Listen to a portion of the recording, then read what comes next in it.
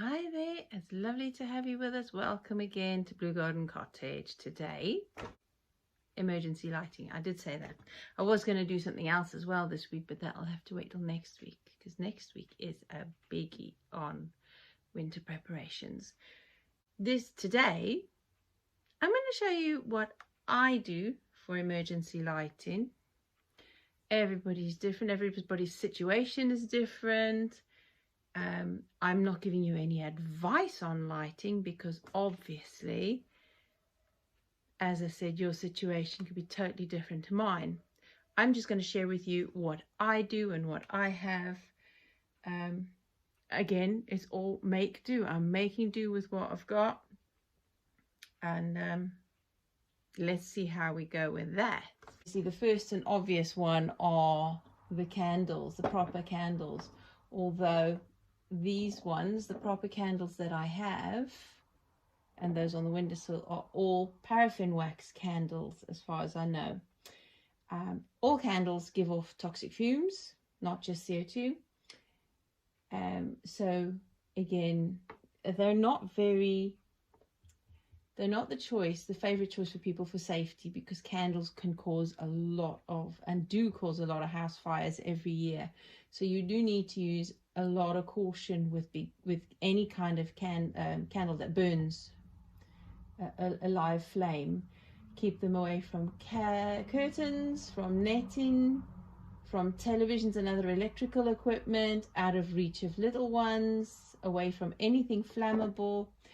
This big chunky one I've got here, I put on a saucer and I put it in the wood burner when we're not using it.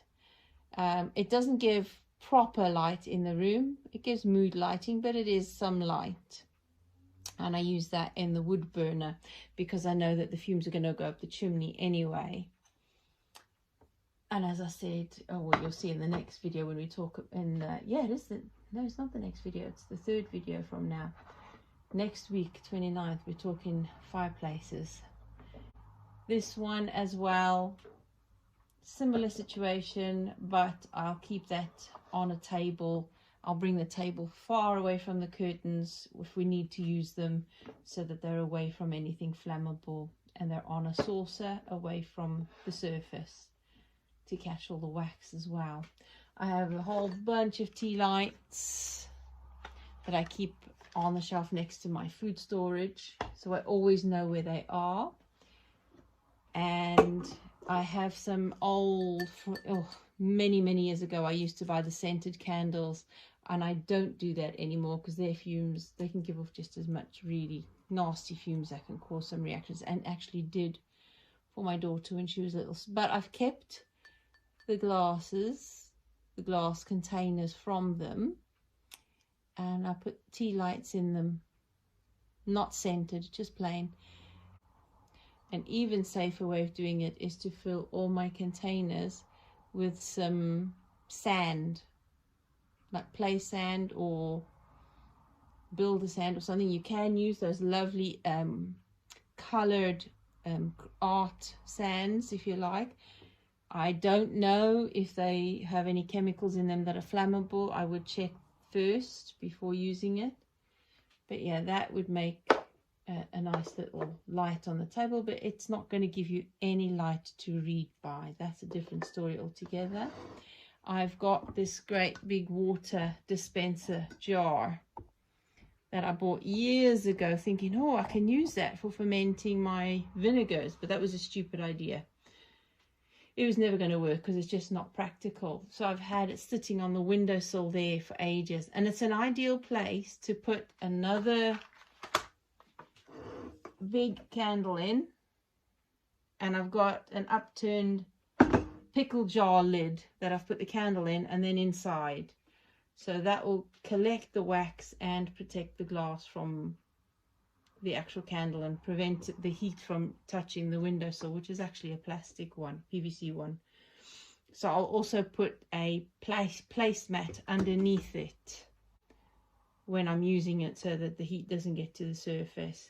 But that'll stay in that corner of the window because it doesn't get too much of the sun's heat during the day, because this window gets the most sun, but in that little corner it's safe.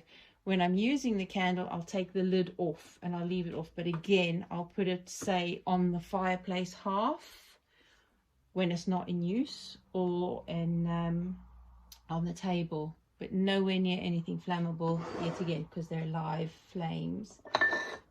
Last live flame candle are proper dinner table candles, and don't forget your matches for the candles. Oh, these are the wrong matches. These are cook's matches. I wanted the giant ones. Okay, put your wick up there. So to make sure it's not going to fall around in whatever container you use, again, I would prefer to use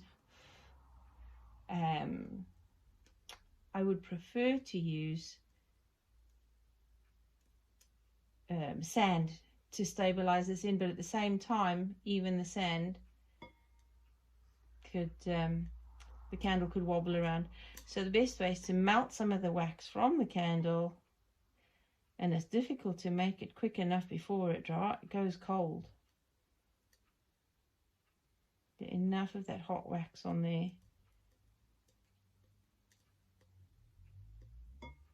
Drip in. Don't know if you can see what I'm doing there. I'm melting quite a bit of wax. Blow it out so you don't burn your hand. And stick the candle on the hot wax. Oh, there we go. And there it stays. But a little bit of bump in and it'll come apart. So then put the sand in after, just to help keep it stable. So yeah, I mean, I'll take that one out. This one just fits, and that actually is a much better fit. It's not going to go anywhere. I don't have to stick that one in by melting the wax, but it's not going to fall around as much as that one. So those are my real candles. I don't use them often. They last absolutely years, and I remember batteries to go with them. As you can see, I've also got solar powered outdoor lights as well. It's not a very good light. It really isn't. What I could do is cut a circle. These outdoor solar lights use rechargeable batteries only, and they are so expensive. I thought I was doing a good thing by getting some solar powered outdoor lights, but they only use rechargeable batteries, which are very, very expensive, and they're not that good anyway. I mean, these ones, the rock shaped ones, I put on the windowsill over there for a week, and they still didn't charge very well. Not much at all. So I left them outside on the veranda because it's covered and protected from the weather, and they charged much better. But still, okay, so now I'm going to put a hole in the middle, so that should help reflect a bit more light. That should reflect a little bit more light. And even I could do what I did with the other battery powered lights and put just on 1/3 of the section at the back another piece of this reflected foil in the back, and that will reflect light indoors. I don't think they're very good. These are very old outdoor lights. They're the ones that go on the spike like that in the garden. So them I keep outdoors. And if I need to, I can bring them in, but I think you can see even with the foil, it reflects more light even just from the window. So yeah, it's the same with these. They're not very good at all, and they're so expensive with rechargeable batteries, and these have been outside a week, so they're pretty rubbish. I'm sure you can find much better quality outdoor lights, but I have not found these very good at all. I've not done very well with them, so I'm not happy with them. I'd rather rely then on the battery powered lights. These are pathetic, these little ones. They're no good for anything but mood lighting. But you want to get the white lights, not the colored or warm lights. I mean, that's ridiculous. That's again just mood lighting, so that's not very helpful. But I do have a stock of batteries for them. The 3-volt little big watch batteries. So I've got watch batteries for those tea lights. Not very good. All right for mood lighting. The best ones are the torches that we could take with us. They're next to my husband's chair, so we always know where they are, as well as the batteries for them. We have a stock of batteries. We check the use by dates, because then we use the older ones first, because once they're older they are more prone to leak and they don't work so long. So keep them in date and keep them together. That's what we do with those. That one's useless. That doesn't even work anymore. We also used to have, well, we do have this old wind-up torch. It's useless now. I have no idea why it stopped working. It's a wind-up one. It's supposed to be rechargeable itself. There's nowhere to put batteries in. So, and I don't, there should be though, because I'm sure there's batteries. I'm going to have a look in there, but it's not the shape or size to put batteries in. So I don't think that's got anything to do with it. But somehow that's not working. So that stopped working ages ago. It used to have a little radio. It has a radio inside. It used to have an aerial, which was broken off. And so you can use it for radio as well. There is a 8-volt DC charge point there. I don't remember this ever coming with a charge cable, but I will find one. I know I have one somewhere in the house, and I will use that to see if we can actually get this charged, because that's a really good idea, because you don't have to store batteries. You just wind it up, or you can charge it on the electric and have it on standby. So yeah, I'll see why this doesn't work, see if we can charge it, and if we can't, it's going to go in the electrical waste. I like using the vases, pretty bowls, saucers, and jars for lighting as well. In this is just a jam jar. What I've done, if you can see there, I've got the battery pack at the back there, and I have put a piece of card the width of the jar, or the diameter of the jar, across there. Put the wires on the inside, so that, and I've also got some foil on the inside of, not foil, the card on the inside of the lid, so that it reflects more light back from the foil inside. I used to use jars for the craft fairs. I didn't put the reflective foil in there, I just put the lights and the battery box in the jar. But this is even better, because it does reflect even more light. So that's a better option as well. And then I found this at a local store. It was fun for my granddaughter because it has little multicolored fairy lights. Oh, it needs charging. Oh, typical. It was working last night. It's got multicolored little fairy lights on here and these little wires. But I've done the same thing with that. I've put, oh, there you go.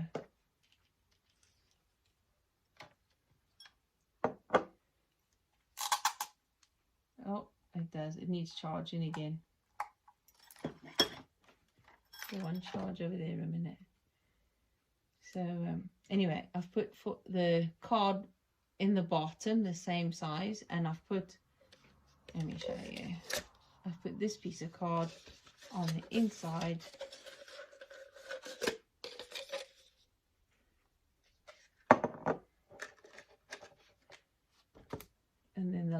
go in there.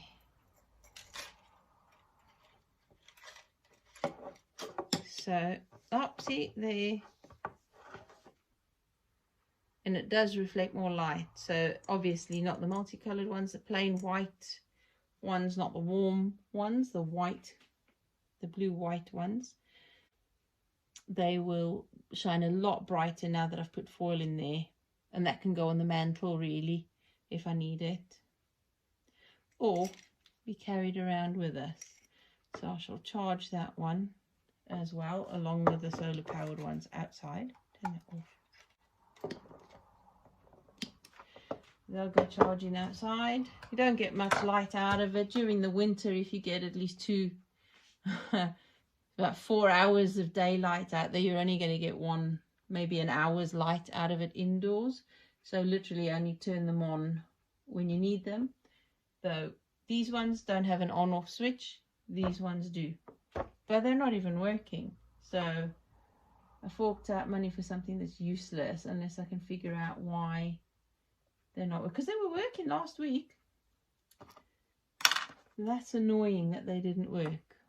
But that is my emergency lighting. That is the sum of it. That's all we have, and that's what I'm making do with, because I can't afford to go buy a battery storage unit, a solar powered battery bank. I don't have one of those. I would love to have a solar power. Oh yeah, of course, on my phone I've got the torch on my phone as well, which I could use, but then I need to keep my phone charged for emergency calls. Battery bank, they are very expensive. It is on my wish list, but we're not going to get one of those for a long time yet because they're very expensive, as I said.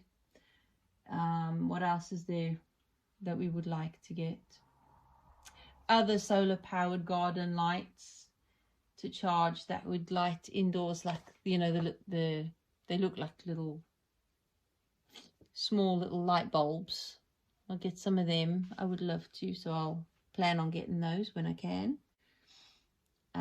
Definitely more battery powered lights and batteries, and I'll keep them all together in the same storage box. There you go. We've got different types of lights. So if the batteries run out, we can rely on the candles. They'll be our last resort. That's what we are doing. That's what we have, and that's all we can do. So other than that, it'll be, I don't think we're going to have power cuts that last for days or weeks or anything like that. If they do, it might be just a few hours or even a day or so. But if we don't, great. If we do, really don't have to worry about it. We've got enough to see us through. Because really, we're not going to be reading in a power outage anyway. It's literally just to make our way around safely. Yeah. We're not going to be watching the telly. We could just have conversations. What are you doing? What kind of things do you have? Is there anything that I might have missed that I don't know about that you know? Do let me know. I don't mind learning from you all. Let's hope we don't need to use them. But if we have them, we're all set. We don't have one less thing to worry about. It's another thing done, out the way. No need to worry about that.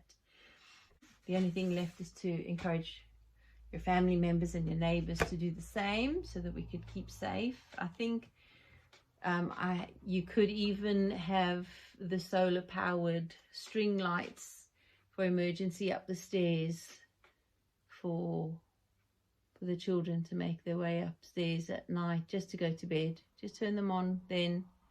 I don't carry candles around with me. I do have some, hang on a second. I have these, oh, that was close. I have these very old liquid fuel lamps. I think it was kerosene or paraffin. I can't remember. I think it's kerosene. There's this little, let's see. These are only good for outside. I would never, ever, ever use this indoors because of the fumes from the the oils. This I would only ever use outdoors. It's got a good wick in there, still brand new, never been used. Little chain on there, and you fill your oil in there. I think I do still have some oil somewhere, probably in the shed, outside the garden shed. But yeah, we have these, but we never ever use them. We will keep them for in case ever it's used. The hurricane lamps, I think they are. I do not. They were always great, but I think they're very dangerous. So they need to be used with care, definitely. We have them. We'll keep them. I shall get some more fuel for them somewhere. I don't know if you even can much anymore. I haven't seen any of that for ages. But anyway, we have that. What light solutions do you have? Let me know. Let's see if we can share any more information with each other on here in the comments section below. What kind of emergency lighting do you have? How do you like to use them? Where do you store them? Anything like that. Do share. I might still learn from you. Oh, I've covered up the microphone, sorry. I might, and I usually do learn a lot more when people share as well, because I do not know everything. All I have is what I have. It's the make-do lighting I have, and the budget ones, because like I said, I would love to have the proper off-grid solutions. None of that here. So that's it for this week. Just the 2 videos this week. I think I have 3 for next week. It'll be to do with haybox and haybox cooking, gilly kettle, and the fireplace video.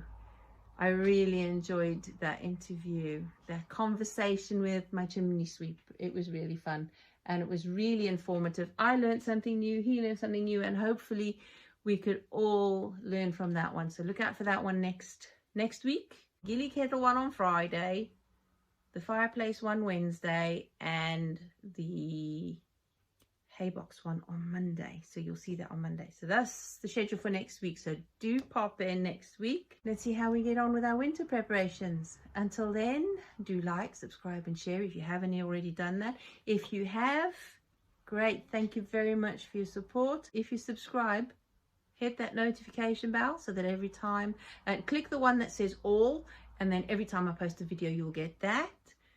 Until then, make do, use what you have, and I'll see you then. Bye-bye.